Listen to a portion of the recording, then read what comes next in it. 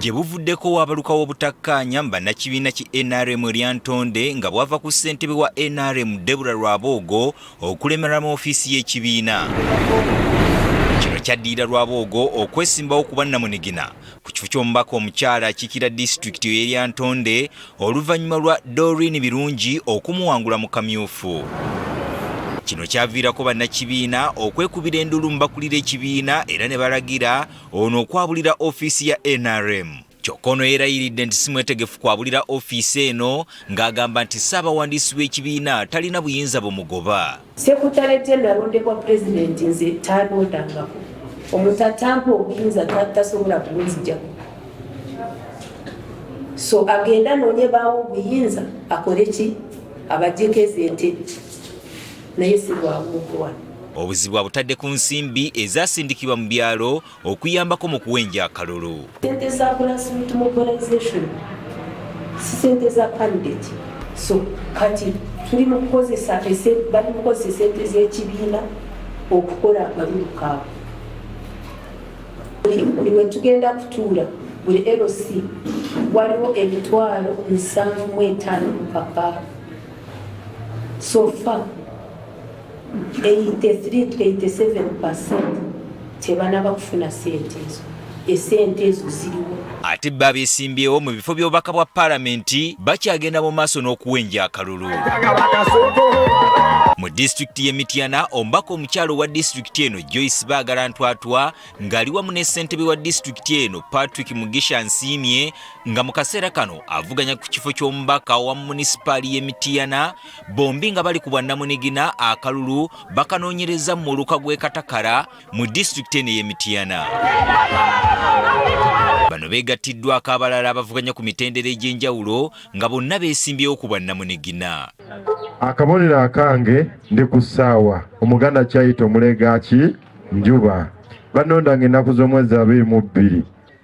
Nze nyimiridde ng'omuntu akabonero kange muzindaalo nkakasa nti bwe ngukwata buli omu asobola okuwulira ensonga ezifa e Bulange n'ezifa mu Uganda okutwaliza wamu. Ann Miriam Nassara nga yakwatidde NUP bendera ku kifo kya ssentebe wa disitulikiti y'e Mityana naye olukuŋŋaana luno talutumiddwa mwana. Ono era taleme kusabira baagala kalulu. Nsanze okusoomoozebwa okw'amaanyi okuva mu bannakibiina bange olw'okuba mpagira Joyce Baagala Ntwatwa. Joyce Baagala alimu omulamwa. Joyce Baagala tuweereza bulungi.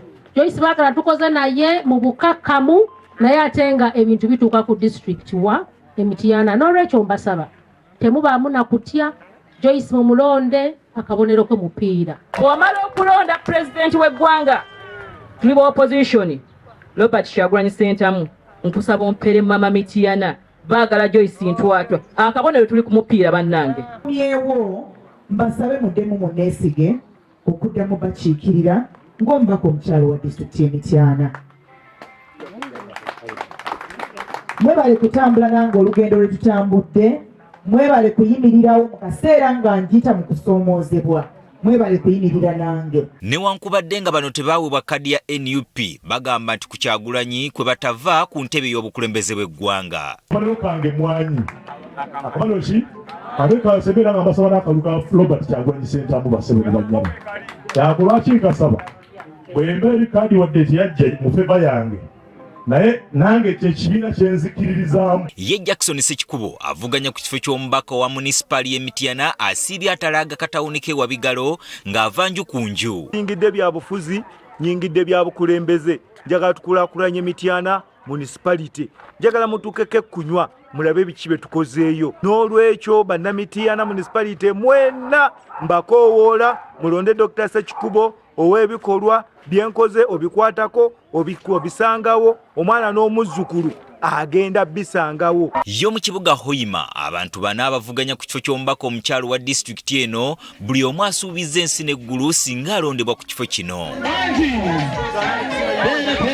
Mu bano kuliko Asinansi Nyakato nga ye mubaka omukyala aliyo kati nga yajjira ku kkadi ya PFF, Diana Jane Mugenyi owa NRM, Bridget Kiza owa NUP kosa ne Sylvia Nalumaga ng'ono talina kibiina kwajjidde. Kurant waigusa ensonga y'okurant Bunyoro nke sub-region yasobola kuba nefuna public university enyikaini mbaliriza emyaka 5 era nekichweka ati kandi nesomege manifesto yange omunyagire mu manifesto ya 2021 tukwenda just mwekulembeza parliament tukwenda kurora nti aroho ensoro kano z'aba youth mubagarurire mu amaani mubolekeze ekyokukora era tujaga mahusite yonka